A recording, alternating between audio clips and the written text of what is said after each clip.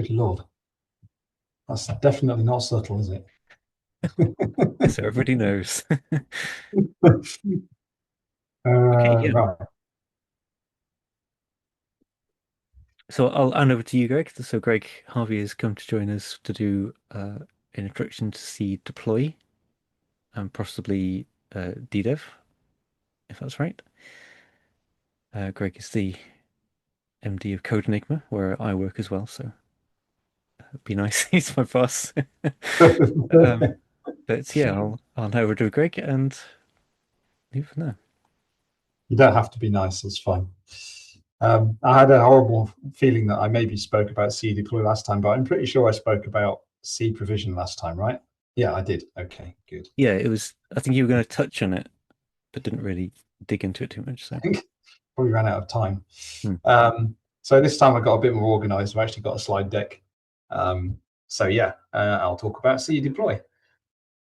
So before I get into that, this is probably a recap for most people. I don't know how many people have used Ansible. If I remember last time, I think most people had a sort of tinker with it, even if they hadn't used it very much. But Ansible, essentially, the way it works is you typically have a server that's running Ansible, which you tend to call the controller, and then one or more targets, which are servers, which can be pretty much any flavor as long as they're running Python. And the way Ansible works is it basically, the controller machine will make an SSH connection to the target machine. It will create on the fly a Python script on the target machine, execute that Python script, and send the results back to the controller. And it will do that again over and over and over again through a list of tasks until either it's done all of its tasks or one of them goes horribly wrong and it stops. But essentially, that's the kind of model of Ansible, which when I first kind of figured out that's how it works, I thought that sounds like really bad, but it seems to manage to do it quite quickly. It does clever stuff to keep SSH connections open and not always be redialing up and stuff like that. So it ends up being quite quick. But yeah, that's kind of the basic architecture of how Ansible does stuff. That's why all the targets have to have Python on, because the script actually gets placed on the target for execution. And in terms of the components of Ansible itself, the key ones are behind the scenes, as I put it, which is sort of the stuff that you don't need to care about as a user. You've got plugins, modules, and collections. So plugins and modules are basically Python classes that are wrapped by Ansible, but they're basically Python scripts. So if you go and have a look at the Ansible code base and you go into like the modules directory, which we'll probably have a look at in a bit, you'll notice that it's all like Python scripts, classes. And so that's plugins and modules, and collections are a way that the Ansible project has come up with for basically bundling things together and presenting them as a package of tools that you can kind of easily download, install, and use. But as I say, as a user, they kind of don't concern you. In userland, we've got playbooks, tasks, roles, and variables, which we'll look at shortly, how they play into what we're talking about. And then we've got Ginger. And anyone who doesn't know what that is the Python templating engine. I guess it's fair to say it's like Twig for Python. Ansible uses it in quite a weird way, like it uses it for managing variables and stuff, as well as templating. So you can actually use like Ginger in the context of like putting some logic into your Ansible and stuff like that. But that's the sort of extra thing that's in the mix, along with boatloads of YAML. So most of this stuff in userland, the playbooks, the tasks, the roles, and the variables, they're all YAML files. Because essentially what Ansible does is it takes the code of a plugin or a module, which is written in Python, and wraps it in an interface so that actually you as a user can send YAML to it and get YAML back. So in terms of the plugins and modules that are out there, some of them are built in. So I've got a couple of GitHub links there to Ansible actually in GitHub. So if I open the modules link, you can see that in there we've got a bunch of modules in Ansible itself. So a simple one would be shell, which just runs a shell command. And obviously, as with any framework like this, there's kind of a way that you need to structure your Python scripts in order for them to work with Ansible. And this is just a simple-ish example of one there. And it imports stuff from other places. And I don't know enough about this to be able to really explain to you in any great detail, but it's it's Python. Similarly for the plugins, you know, if I go and look at the plugins, we've got different types of filter plugin, Boolean, turning dictionaries into items, all sorts of stuff in there. And most of the rest are provided by collections. So this is sort of contrib really for Ansible. So if we go and look on the Ansible project page, you can see that there's dozens and dozens of committed collections. So some of them are owned by companies. So for example, obviously Amazon.aws is actually maintained by Amazon. Some of them are owned by the Ansible team.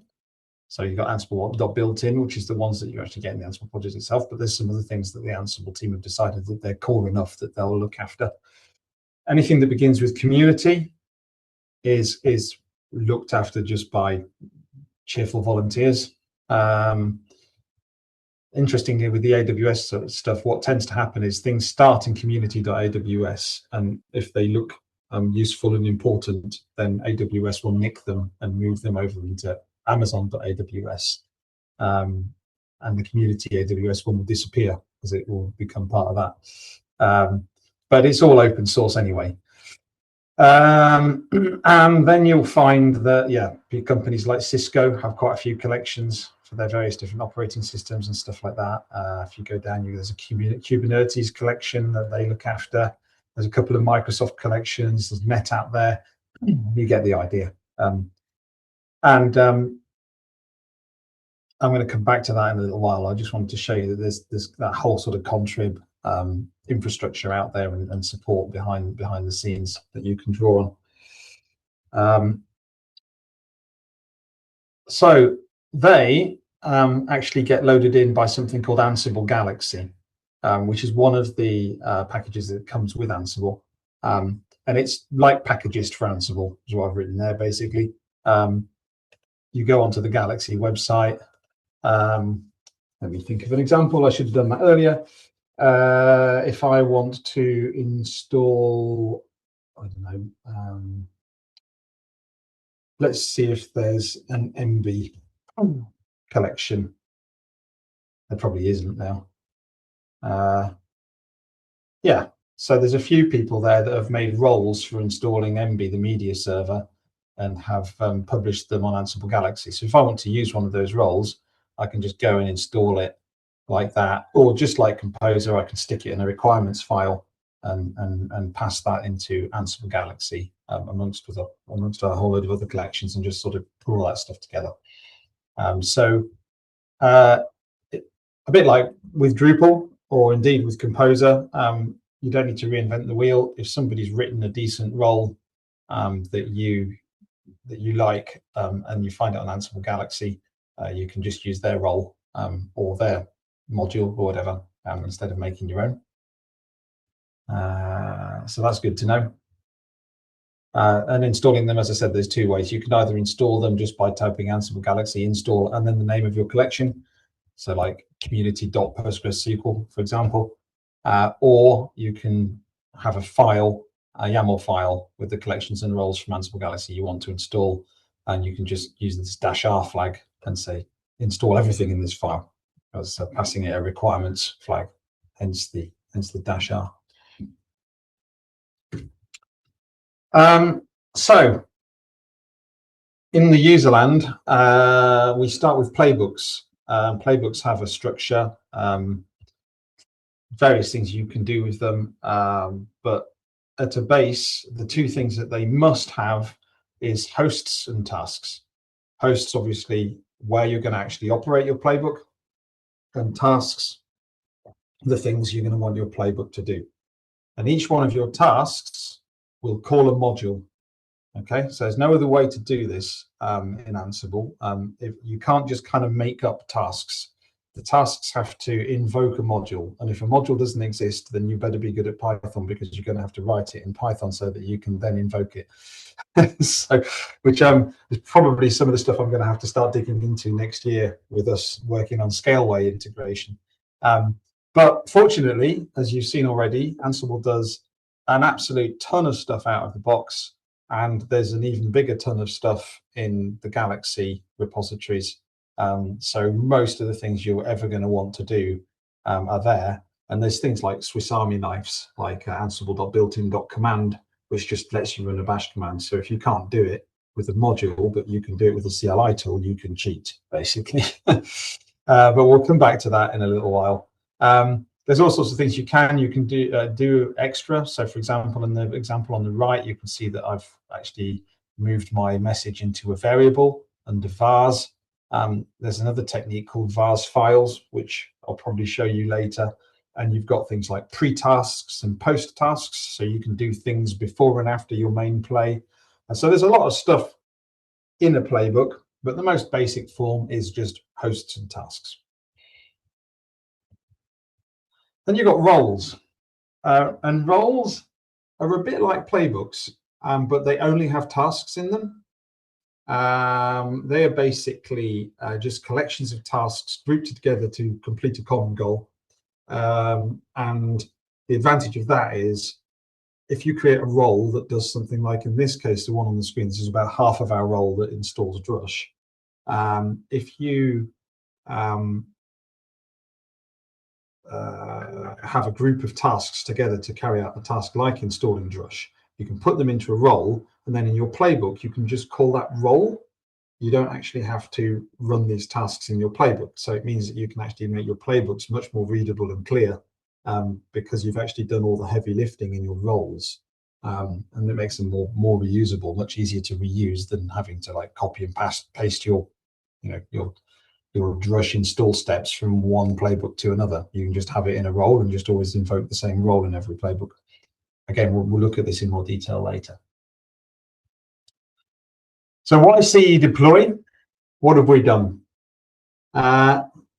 We've quite simply created a load of playbooks and roles for you already for deploying different types of application and doing different things that you might want to do as a developer on servers, so that you don't have to start from scratch, basically. Obviously, we're not that altruistic. We did it for ourselves, but we thought, well, we might as well share it now that it exists. And obviously, the eternal hope is that other people contribute, which has started to happen. I've had a few merge requests from people other than Code Enigma people, which is nice to see. So that's cool. So what we've done very recently, we used to run a CLI tool called DDEV, which was a bit like DDEV, but ours, and it was a headache to maintain. And I kind of went away to Mautic in London a couple of months ago, no, a month ago probably, and saw how they were using DDEV and how that you can actually customize DDEV and tweak its containers and stuff like that. And I realized that it was kind of stupid to be running our own command line tool for this sort of stuff. So what I've done is I've created something that we're calling DDEV deploy for the moment, which basically allows you to use C deploy with DDEV. And I'll get into the why of that in a moment. But essentially, to get yourself going, obviously, DDEV installation page is on there. I'll share these slides, by the way. The DDEV installation page is on there, and then also a link to our our DDEV deploy tool in GitLab. So that would be your starting point for starting to have a play around with C deploy. So this is probably where it all goes horribly wrong. But let me try and do a live demo. So starting very, very simple, you saw screenshots of this playbook in the slideshow. I just wanted to quickly sort of demonstrate what this actually looks like in real life. So here we've got like a playbook that's just set up to run on the local server. Can everyone see this, by the way? Yes. Yeah, okay. I'm showing my whole screen. I'm not showing a tab or something stupid like that. I can see command lines. Okay. Great. So yeah, you've got the local host, so it's going to operate on this machine. And I've just set up a var variable called my message, and I've just created a task which uses one of the inbuilt Ansible modules called debug, which just allows you to output stuff to screen. So if I run that, in order to run that, I've got Ansible installed on my machine. I just go Ansible playbook, and then the path to the play, which is actually just in my home directory. And off it goes. So it tells me it's running on localhost. Gathering facts is basically Ansible just finding out all the information it has about the target machine and gathering a bunch of information about it just in case it needs it. If you spit out the facts, it's got an enormous amount of information in there, all the networking and hardware information and stuff, because sometimes you might want to react to certain things in there. And then it just carries out the only task that I've got in there, which is hello world. I could do some other things. Let me see, what can I do? I could do Ansible.built-in. This is bad Ansible, by the way. These things should have names. I'll do it properly. Name list my workspace directory. Ansible.built-in dot command. What am I doing? They're inconsistent with their this command there, and then it's. I'm literally making this up as I go along, so apologies if this goes horribly wrong. And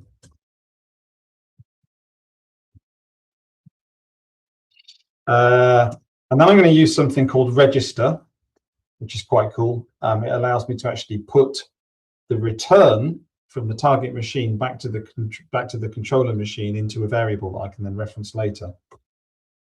So I'll just call it my workspace. And then I make another task. You see how we're just building a YAML list of tasks, right?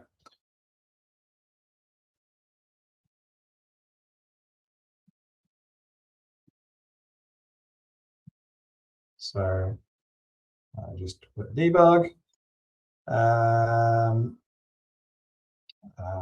message. This little curly bracketed thing that you see me doing is just telling Ansible I'm going to reference a variable. So I'm basically telling it to print out the my workspace variable that I captured as the output from my list command in the thing before. So hopefully this thing that I've just written on the fly will actually work and not give me an error.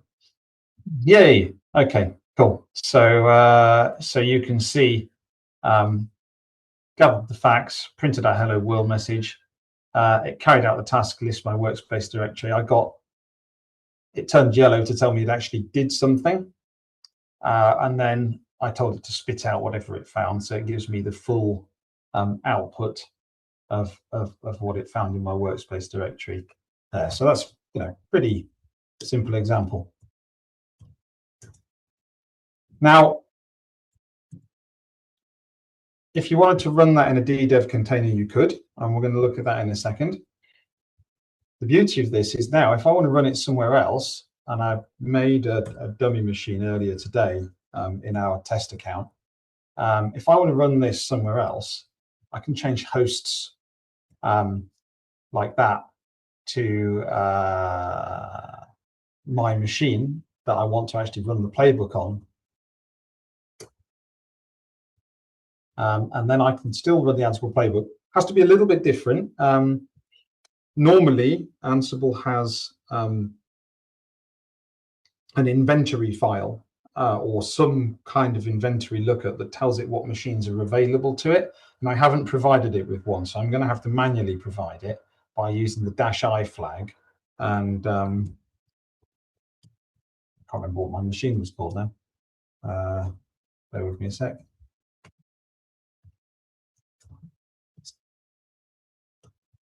It's that. So basically I'm just gonna cheat the Ansible inventory system, and I'm not going to provide a list of servers, but I'm going to provide a server directly. Localhost is implicit, so you don't have to define localhost, but any additional servers have to be defined in either in the hosts entry or passed in using the -i flag. So now that I've told it that that server exists, it's going to try an SSH connection to it. And of course it failed because there's no /home/greg/workspace directory on that server. But if I tweak my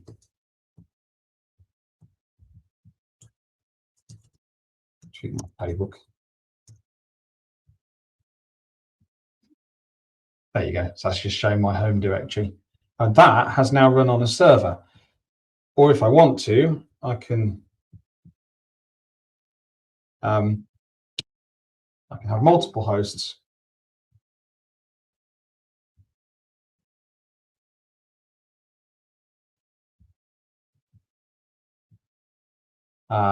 He says, trying to remember how that works. Can't remember if it's comma separated or not. We don't do this. That's why I don't know. Yeah, so now it's playing on 2 machines. So you can see that it ran first. You see how it's recognized both the hosts, and you can see that it's run each task on both of the hosts that I passed to it. So why is this cool? Well, if I'm running a set of repeatable tasks locally because I'm testing them, and I then want to run them on a server, you can see that it's actually quite easy for me to do that. It's quite easy for me to actually flip between running locally, running on a server, running locally, running on a server, which is quite powerful, especially when you start to combine that with tools like DDEV. So I will, at this point, move on to DDEV and hope that the script that I literally wrote last week works okay. So I will just grab somewhere here. I've got the DDEV repository. I think it's this one. Yeah. So so we've got the DDEV deploy project, which is going to be on the links and the slides. So in there we've got some prerequisite information. We've got usage instructions. So I've just copied this command here and tweaked it, the one that's available in the README. Oops. And I'm just going to run it. So this is going to pull down this DDEV deploy.sh shell script, execute it, and I'm passing it in these parameters: my local username, the location of my doc root, what sort of project type it is. That could be any DDEV project type. I'm going to use Drupal. I could use PHP, and the project name. I'm using the Code Enigma website for this, so I'll just let that go.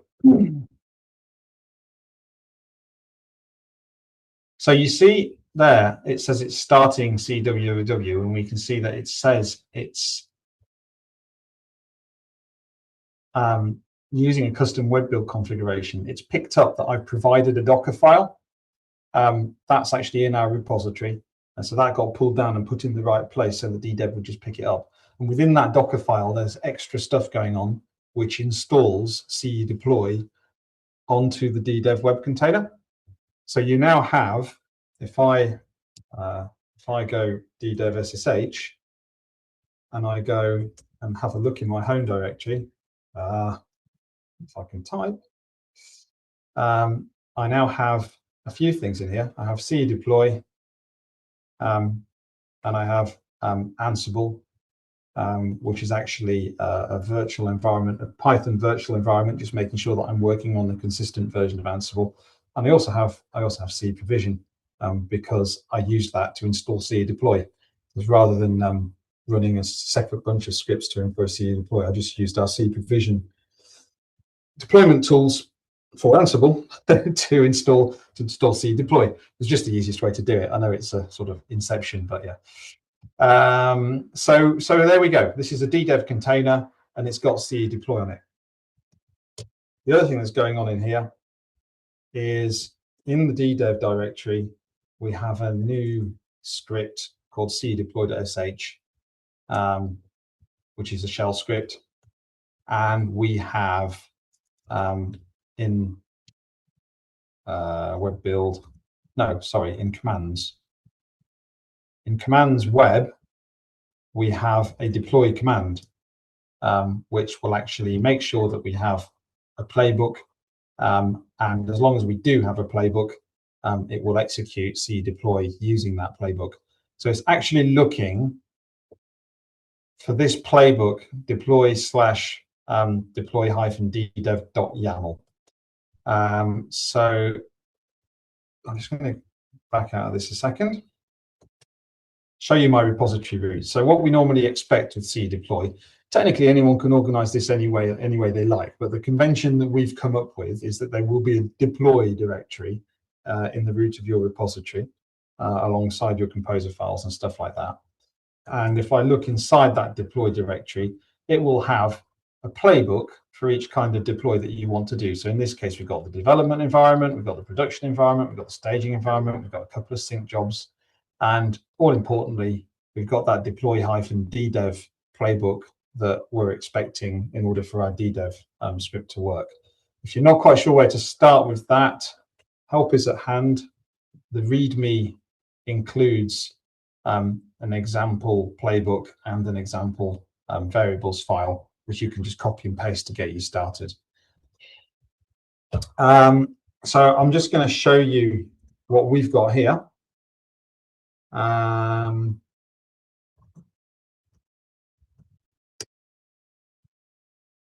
So it's running on localhost because this is going to execute inside our DDEV web container. So we just need to use localhost. I'm including two variables files that we'll look at in a minute. They provide all the variables that I need to provide in order for C deploy to build my Drupal website the way I wanted to build it. We've got a special role called init, which initializes C dev, prepares all the variables, checks everything it needs is there. Then we've got deploy code, which literally just checks out the code if necessary. In this particular case, the code is already there, so it doesn't need to. We've got a composer step that's going to do our composer install. We've got a step that's confusingly called database backup, but it does more than that. We've actually set it, we'll look in a minute, but we've actually set it to not keep any database backups because we're just working locally, so we don't really care. But it also does things like handling the credentials that then get put in settings.php and stuff like that. So it does more than just backups, so that's why that's in there. Config generate, which is going to create sites.yaml, settings.php. If there's a drush file, it will create that, etc., etc. Services file as well now. An opcode cache clear, just in case. Database apply, which typically does Drupal database updates and CIM, or a drush deploy. If you prefer to use drush deploy, it'll do either. NPM is in there as standard because a lot of people still use NPM to build their themes, but you can drop that out if you don't want it, don't need it. A Drupal 8 cache clear, and then finally setting up a Drupal 8 cron job so that my cron is running on the container as well. And then a special exit role, which just tidies up. So these are all roles, which if you remember from what we were talking about earlier, are just collections of tasks that we can pull in like this. If this was actually all the tasks in those roles in a long linear file, there would be thousands of lines of code. But like this, we can just go deploy code, composer, database backup, config generate. We can quickly pull in a load of stuff that we know does certain things that we need, and then tweak their behavior with variables. So if I go and have a look at the variables, so we have a deploy/vars folder, and in there, our convention is to have a common.yaml, which applies to all of the different build types. So it will have things like the project name, the project type, the location of the web root, how many backups to keep when you're doing a deployment. If there's a particular path that you want to make sure is writable by the web server user, then you can specify that. If you're using a maintenance mode, you can specify what type of maintenance mode. And because this is a Drupal build, we can give it variables that define how that behaves. So in this case, we're saying the folder of this, we've got an array of sites basically.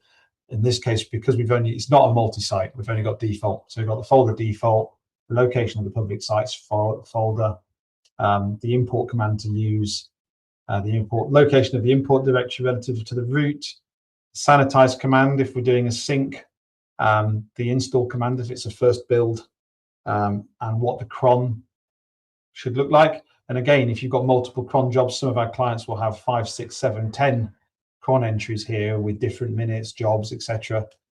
Because obviously a simple site will only have just cron and that's it, but a more complex site will have numerous crons running. Defer true. This is because we run all of these on auto-scaling groups, and that means run cron on the controller server, not on the target server, because if we've got 4 servers running in an auto-scaling group, we don't want all 4 of them to run cron. So our way around that is to defer it back to the controller. So the controller actually uses Ansible to run cron. What else have we got in here? A bit of other stuff. I mean, I'm not going to go into all of this, but yeah, composer audit settings, container settings, that's a full work in progress. We're doing containerization as well. So common variables. And then each environment build has its own set of overrides, which can override common.yaml and also override like specific things in C deploy itself. And in the case of our DDEV one, we've only actually overridden the Drupal variable. We've set the verbose drush output to true, so we get the most information from drush as possible. And we've set some things like, for example, I'm not bothering with config import at the moment with this particular site because it's broken. There's some issue with one of the content types. And I've obviously set cron up to match the DDEV URL. So I've got my playbook in place. So that means that my DDEV, my command should run. Now, because I set this up as a Drupal site, and this is the sort of gotcha I found out earlier, C deploy is not going to like running because DDEV will have created site's default files, and I don't want it to do that. So we're going to fix this probably tomorrow. But I'm just going to go and just delete that so that it doesn't trip over my Ansible.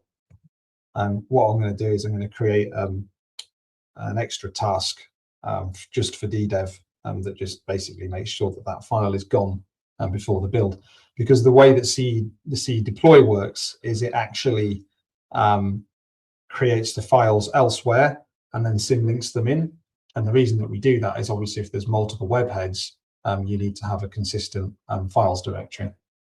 So we don't want the files directory to be a directory. We want it to be a link basically. So I'll get rid of that, and then what I should be able to do is just go DDEV deploy. Because this is a first deploy, it's going to do a site install. If I'd already had a deploy, but I wanted a fresh install, I can use the -- install flag like that to force it, but there's no need. So fingers crossed. Right, that is Ansible doing its thing. As you can see, there's quite a lot of tasks. There it is installed in Drupal. As this might take a minute, there is a question. Oh, is there? Sorry, I Oh, it's wasn't. finished. Damn it. It is quite quick, yeah. So Bernardo wanted to know if the tool could be used on a vanilla DigitalOcean. Could you just swap the variables and push? You absolutely can, yes. If you have a DigitalOcean machine that's basically set up the same way as a DDEV web container, you can literally just change the host and you're done. Usually we have to tweak some stuff, but we'll actually come to that in a minute, because I want to show you a live deploy on an AWS infrastructure. But yeah, there we can see Drupal has installed. So my formerly broken DDEV URL now has Drupal on it. Yay! I mean, it's vanilla Drupal because I haven't synced files or database or anything. But that was actually installed by CE deploy, not by DDEV, and I can prove that. So if I go back into the container, there'll be a few things in here of interest. So, for example,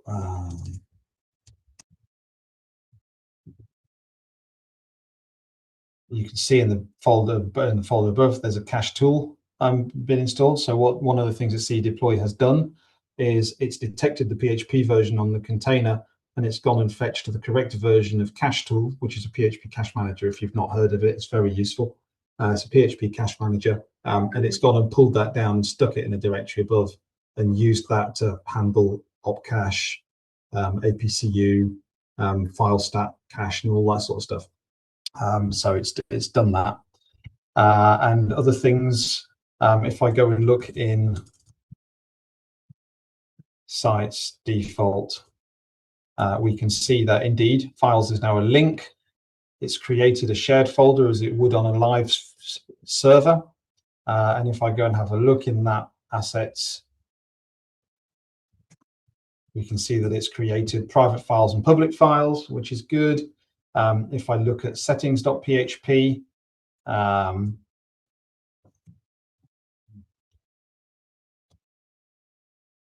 oops. If I look at settings.php, I can clearly see that it's our settings.php and not the settings.php that DDEV would have created.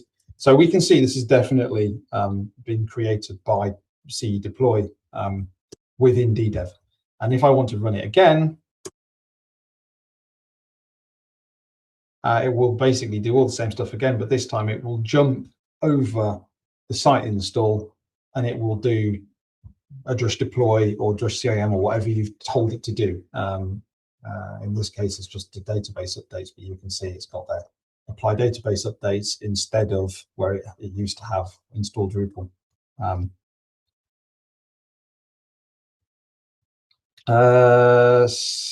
So yes, I'm sorry, Bernardo, we are still local at the moment. Yeah, this is all happening within CE Dev. CE Dev, DDEV. CE Dev was our old tool, which we're not using anymore. So yeah, so there we go. CE deploy is working nicely inside our container. It's building Drupal for us. That's really cool. What's also nice about this is that once I've tested all this and I'm happy with it and it's all working and I want to deploy my changes, let's say, for example, I'm doing some nasty updates and I want to like iron out all the kinks in my database hooks or something like that. I can run them over and over and over again in local DDEV, and once I'm happy with them, I can then push them up to dev or live or prod or stage or live and run exactly the same steps, because I'm using exactly the same Ansible code in my DDEV container as I'm now going to go and use in my live environment. So I'll just show you quickly, or am I going to go ahead of myself? I'll jump back to my slides just for a second, if I can find them. Where are they? There. So that wasn't too much of a car crash in the end. It could have been worse. So how to deploy elsewhere, which is kind of addressing Bernardo's question in a bit more detail. So the best way is to use our shell scripts, which wrap Ansible, basically. So when C deploy is installed properly, as it is in the as it is in the container, and as it can be on your own laptop as well, you don't have to do this you don't have to have a server for C deploy. You will see in a minute that we do have servers that we use as controllers with C deploy on, but you could totally do this from your laptop or your workstation. Once you've got it installed properly, the best way is to use the build.sh script, simply because that's going to automatically create for you the environment for C deploy to work correctly. So in C deploy, we have these scripts, which have a load more options in them as well. So you can do things like pass in extra variables, stick it in verbose mode, use a photo profile if you're interacting with AWS. There's all kinds of stuff you can do with those. So it's a lot more powerful if you use it with the script. At the same time, nothing stops you from just going Ansible playbook and then the path to your C dev path. As long as you do it to your playbook path, as long as you do it from within the directory that C deploy is installed in. And the reason for that, if I just hop back to my container, I need to run it from here. So I can go Ansible playbook, and then I could go /var www html deploy DDEV. DDEV. See, I could do it like this, right? I can use Ansible playbook instead of the script, as long as I manually provide all the variables that the script would have provided for me, which is a bit of a pain, which is why we recommend the script. You can totally do it this way, but you have to do it in the deploy directory, because it's very important that it picks up, for one, its ansible.config file, which we have tuned to make C deploy behave as expected. So it's got things in there like how it handles variables, what the callbacks look like, and stuff like that. And the other thing that you need,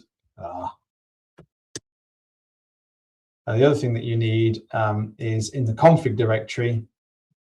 At the moment, we've made a special config directory for DDEV, but each distribution, each instance of C deploy has its own what we call config repository, and within that you can set your own defaults, and most importantly of all, you can set your own inventory files. So in here we've got a hosts file. At the moment it only has local hosts in. You know how I added my server earlier by adding a -i flag? I could also come here and add my server.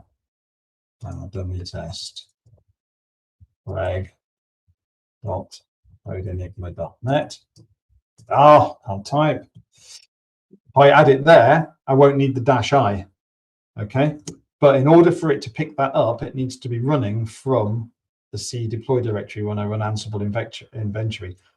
Or if I use the build script, it'll do it automatically. It'll automatically pick up all the right config for you. So that's why we suggest using the script. It's just the path of least resistance, because you don't have to think about any of this stuff.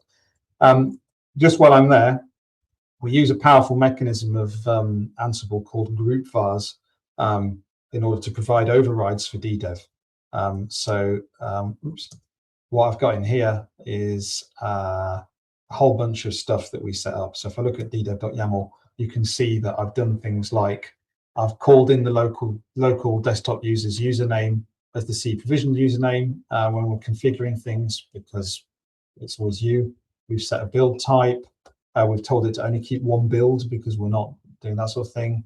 I've set up the cache tool adapter for the location of the PHP FPM socket, as it always is in DDEV containers.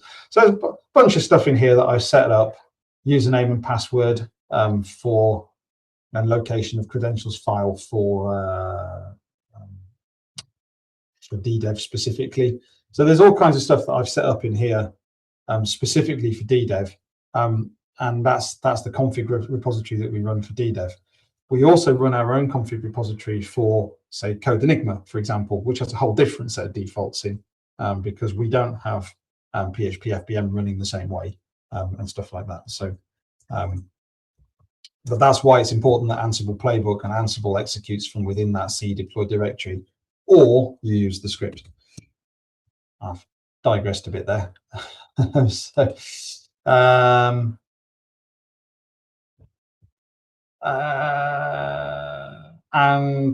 yeah, as I say, usually we create an Ansible controller as a server with GitLab on it. So we'll tend to run up a VM with GitLab and C deploy running on it. We have a ready playbook to do that in our C provision tools. So we can actually create a deploy server using this playbook that we've made for you, which is quite cool, even if I do say so myself. And actually, also, if you wanted to set up your own infrastructure controller, we literally have a script that you can just point at any virtual machine and just run, and it will just set up GitLab for you, set up a Let's Encrypt SSL certificate for your GitLab instance, install C provision, and then you can then use C provision to install C deploy and so on and so forth. So we've got quite a lot of automation going on. More on that in a few minutes. But yeah, so that's sort of how we recommend you go about deploying to other places. So to bring that to life a little bit, here's one I made earlier. So this is our typical setup. Is we will have for each client a GitLab server in their own cloud account, wherever they choose to have it. So in this particular case, this is us treating ourselves like a client. So this is our deploy server. That configuration, those defaults that I was talking about, I'm just going to show you that we have our own config repository that C deploy on this server uses, which actually uses the AWS EC2 plugin to look up hosts, because we're using AWS. So actually it uses the AWS API to discover servers that are available to it. And we have a whole bunch of defaults. So we've got like some settings for our dev cluster, some settings for our Matomo servers here, some settings for our old GitLab server, which is still operational, and then some global settings like www username, SOPs, which is private information and stuff like that. So basically, our C deploy version of C deploy that's running on this particular controller is using this config in order to define its kind of top level defaults, if you like. But then, of course, with each build pipeline, you can change those defaults again. So if I go back over to our website repository, I can show you that just like as we were just looking on my machine, it's the same stuff, right? I've got deploy dev, which will actually do a build to our dev server, but it looks a bit different. So the host is actually a group. That's actually an auto-scaling group. So that can actually have one or more servers in it. It loads in 2 files, just like the DDEV one did. But we're using what we call a meta role, which is deploy Drupal 8. It's actually deploy Drupal 8 or above. So instead of actually defining the specific roles, we've got even lazier with this one. Because one of the things that C deploy does is allows you to have a meta role like this. So this is roles meta deploy Drupal 8. And within that, I can just say, import these roles.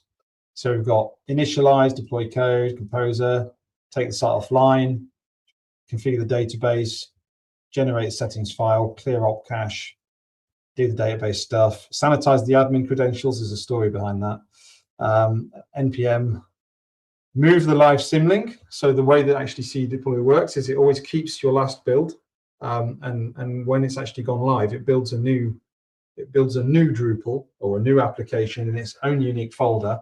And then once it's finished building it, it then just shifts the symlink to the new folder. So you haven't lost your own code, old code, and the rollback process has just moved the symlink back.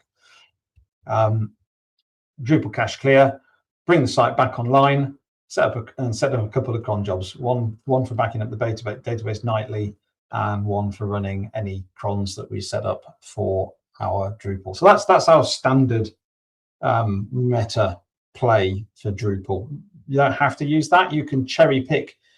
Going back to the point about this being a box of Lego bricks, you can cherry pick the roles that you choose to use for your build. You don't have to use these meta roles. You can, like we saw in the DDEV playbook, just pick the specific roles you want and even just intersperse it with tasks. So indeed, if we look at our play here, we've got some extra post tasks because we were having some specific issues with this application. So, you know, you can even just put your own tasks in there. So you can have like a load of our roles, a couple of your roles, maybe a couple of custom tasks and a few more of our roles. You can just mix and match. So if you get into it and start writing your own Ansible roles and your own Ansible tasks, you can actually mix your stuff with our stuff. And it can all live happily together in the deploy folder. So we've got some customers who will have like a roles folder in here where they've actually got their own roles that they call into their own playbooks. So they're still using our roles, but they're also calling their roles, which is quite nice.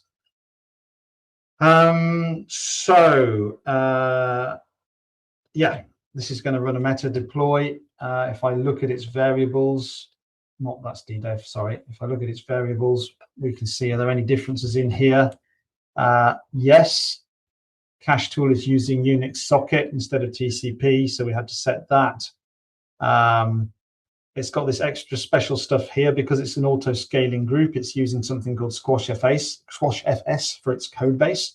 So the way that C deploy does that is it packs up the build into a read-only volume.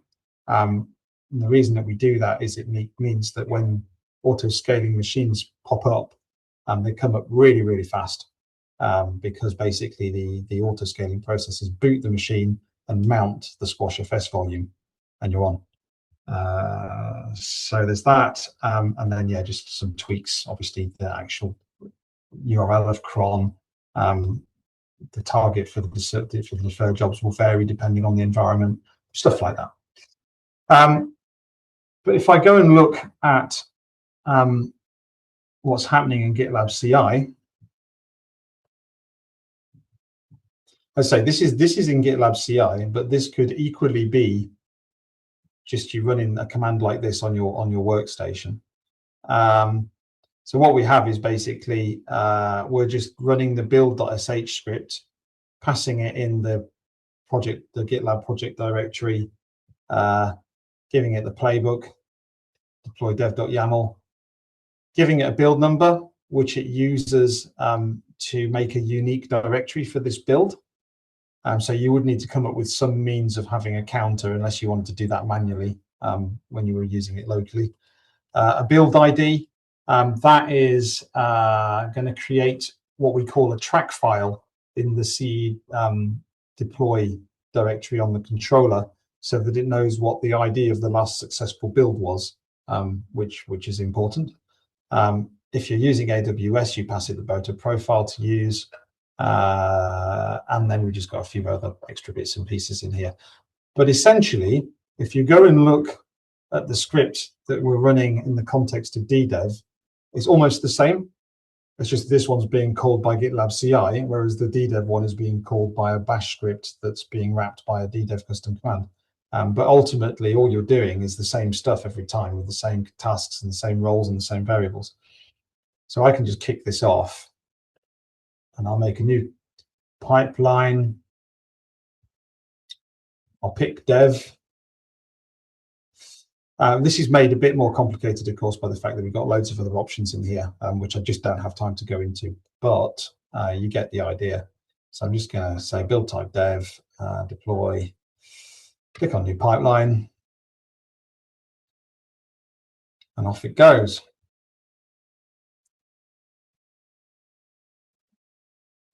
That will take a minute.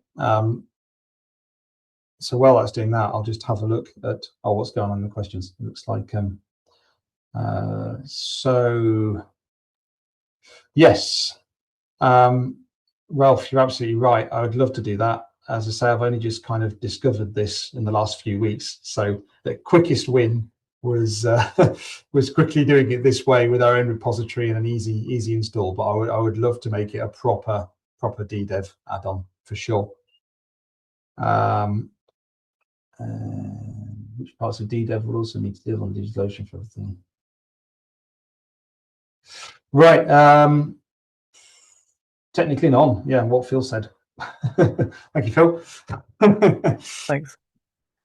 So what's going on in this build at the moment? We've actually got a special playbook which runs first, which pauses auto scaling so that the machines that we're building on don't get scaled out of the way while the build is happening.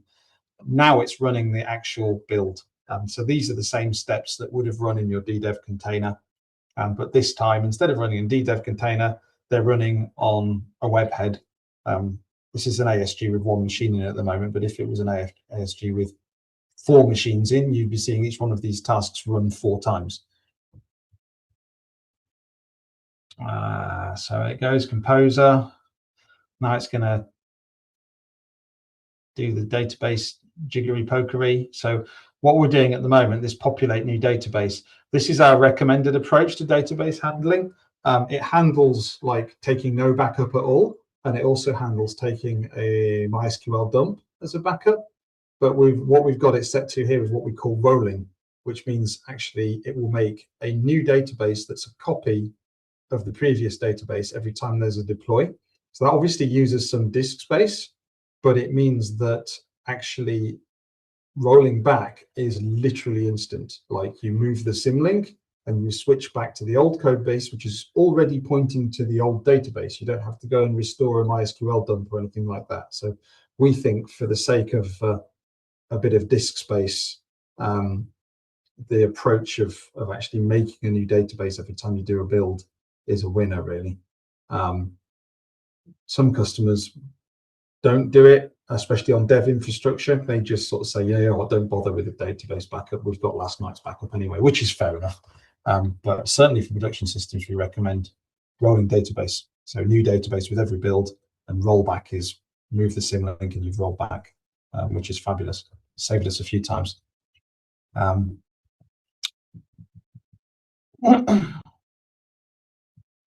Yeah, no, that's right. What Phil just said. You don't have to use C provision. There are install instructions for C deploy, and I'll come to the roadmap shortly. One of the things on the roadmap is to make an easier installer script for C deploy. So yeah, I mean, it's off doing its thing, switching the symlink over, clearing Drupal's cache, all the things that you'd expect to do during a Drupal deploy if you had to do it manually. It's doing it for you. Now it's setting up a backup cron. Now it's tidying up after itself. And then what it will do after this, it'll have finished the build successfully, and then it will go into what we call the cleanup phase, where it will then go and tidy up previous builds that it doesn't want to keep, tidy up previous databases it doesn't want to keep. Because this is an ASG using SquashFS, it will pack up the SquashFS image, which is very important because then that needs to be redeployed. So on live, it's a double-step process. It's the build and then it's the cleanup. But in a DDEV container, it's just the build because we don't have any need of that cleanup stage, which is why it's one of the reasons why it's so much faster.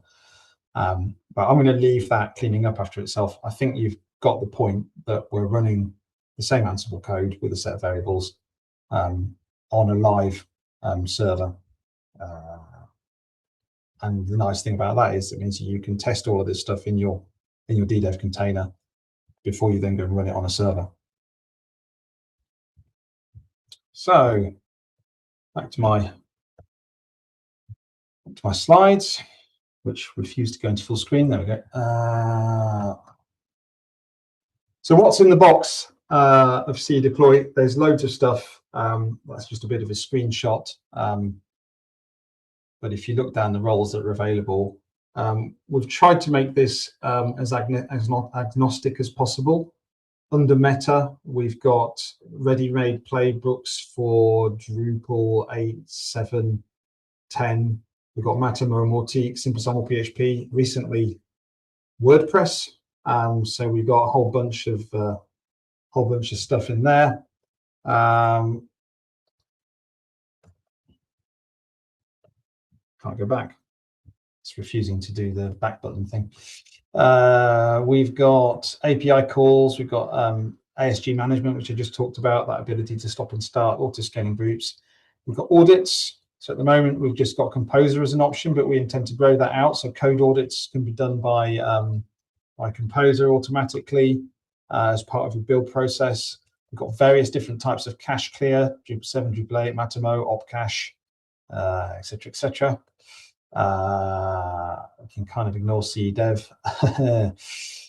We've got various CLI tools. So we've got Drush, we've got the cache tool, we've got WordPress CLI.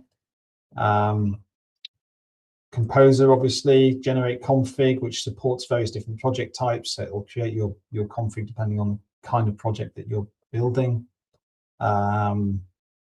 We've got crons, so database backup crons and crons for different kinds of application as well.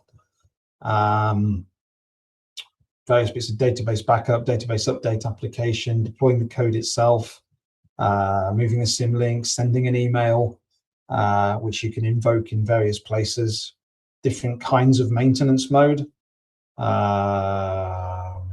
One that actually switches off status cake if you're using that as your external alerting, as we do. One for bringing WordPress on and offline. One for using Nginx to put up a page instead of using Drupal's maintenance mode, for example. NPM, we mentioned, you can run NPM commands, various sanitization possibilities, and various sync jobs. So the ability to sync databases and sync files, which are application agnostic, by the way. They don't just work for Drupal. And then some Drupal specific sync tasks as well.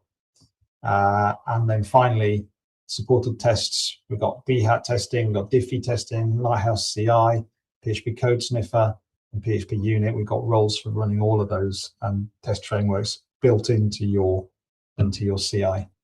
So you can have all of that cool stuff running in DDEV and on your builds. I did want to have a quick talk about containers. It's a whole other presentation, so I'm not going to dwell on it. But we do have a deploy container role now, which will build and push Docker containers any way you like.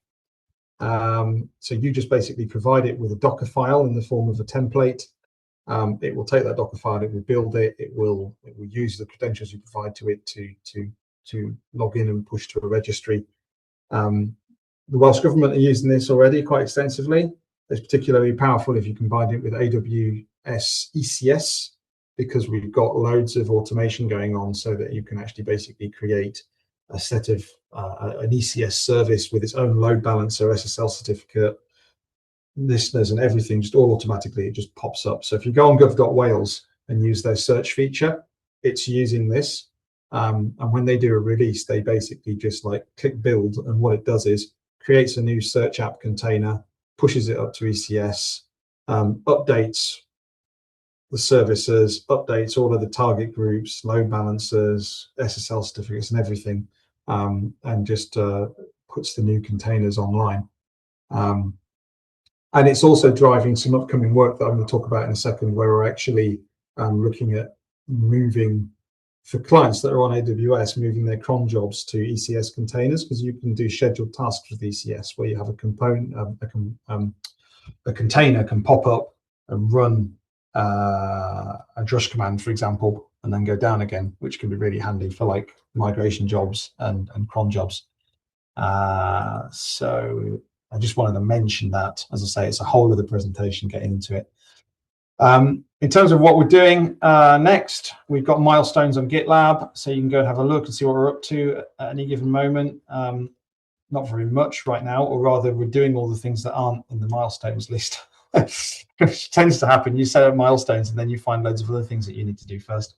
But we're trying to get organized into milestones and tackle issues quarter by quarter. And our current priorities are indeed, as I just said, container-based cron. So moving those cron jobs to ECS potentially. So Mate's working on that. It might even be finished this week. We've got the easy installer for CE deploy, like we already have for C Division. I want it to be like a one-line install like we got for DDEV, for actually installing CE deploy on your workstation or on another server, so you can just spin it up and run it. And better developer experience for syncing local environments. We want better data standardization tools, better archive sharing, so it's just easier to grab your data from live environments and pull them down locally, and just more synchronization, automation in there. It's always the hardest thing, like getting your data off of live systems into local systems in a safe way, so that you can actually do local dev with a real data set. And just to give you an idea of how actively we are developing this product, I mean, in the last 2 or 3 weeks, we've added support for the read-only module, read-only mode module for Drupal, so that you can use that instead of full maintenance mode. We've created all the WordPress stuff, so all the WordPress client stuff, the WordPress MetaPlay, all of that's been done really recently. The Composer audit stuff is recent as well, and that includes like the ability to do an API call out to a ticketing system, so like you can create a Jira ticket at the end of the audit, or send an email, or both. We do both actually. So yeah, so we're this is being very actively developed, and even more quickly if more people help us. So plug. So yeah, that's it. I've run out of things to say, you'll be pleased to know.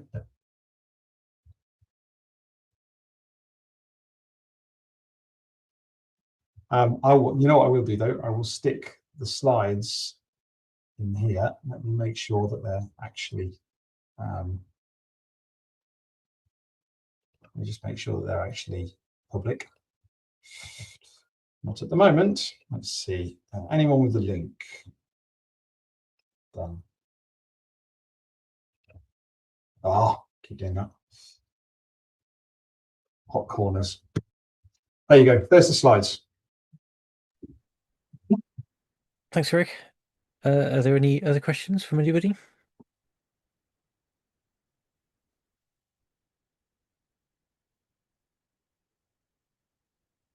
I tell you that's no.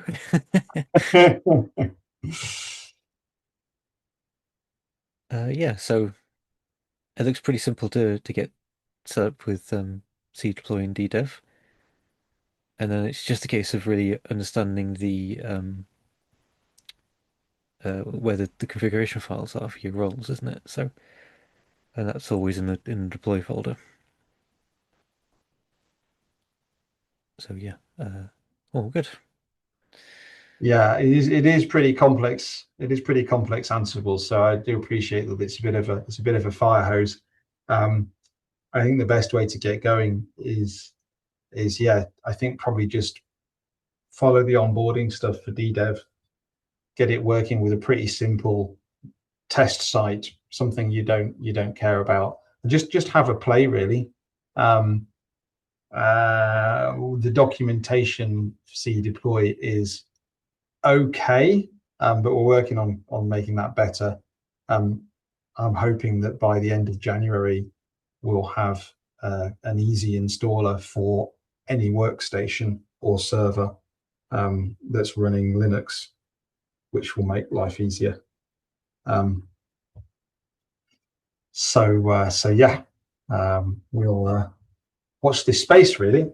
But yeah, if you do need anything, do reach out. I haven't put I've put our company Mastodon on there, but I haven't put mine. I'll just stick it in It still pings you though, right? Yeah, I might not notice it as quickly. Oh. I am at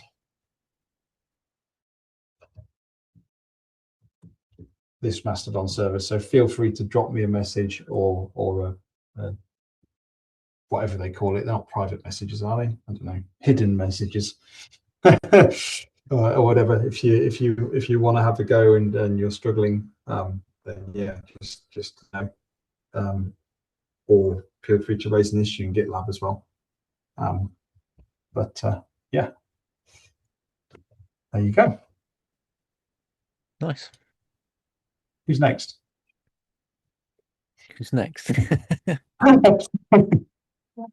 What I'll do is anyway, my build did succeed successfully on the dev site, in case anyone was wondering. good. I'll stop the recording now then. So, oh yeah.